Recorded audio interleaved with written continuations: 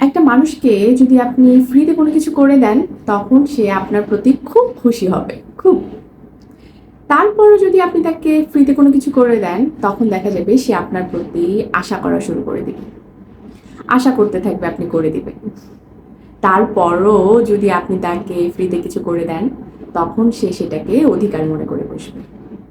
তারপরও যদি আপনি তাকে আবারও ফ্রিতে কোনো কিছু করে দেন, তখন দেখা যাবে সে আপনার প্রতি নির্ভর হয়ে যাবে।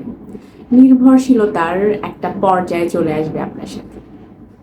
তারপর যখন আপনি কোনো কারণে আর ফ্রিতে কিছু দিতে পারবেন না, দিতে পারলেন না, তখন দেখা যাবে সেই মানুষটার এত কিছু, সবকিছু ঘৃণায় পরিণত হয়ে যাবে। আপনি তাকে ফ্রিতে এতবার এত কিছু করে দিলেন, সবটাই বৃথা হয়ে যাবে। আপনার খুব পছন্দের, খুব কাছের হয়েও সে আপনার অনেক দূরের কেউ হয়ে যাবে।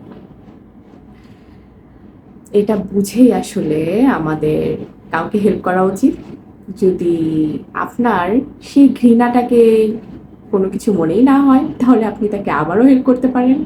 আর যদি মনে হয় আমি এত কিছু করার পর সে আমাকে এই কাজ করলো, সে আমার সাথে এমন করলো, তাহলে বুঝে শুনে ধাপে ধাপে সাহায্য করুন। আল্লাহ হাফেজ।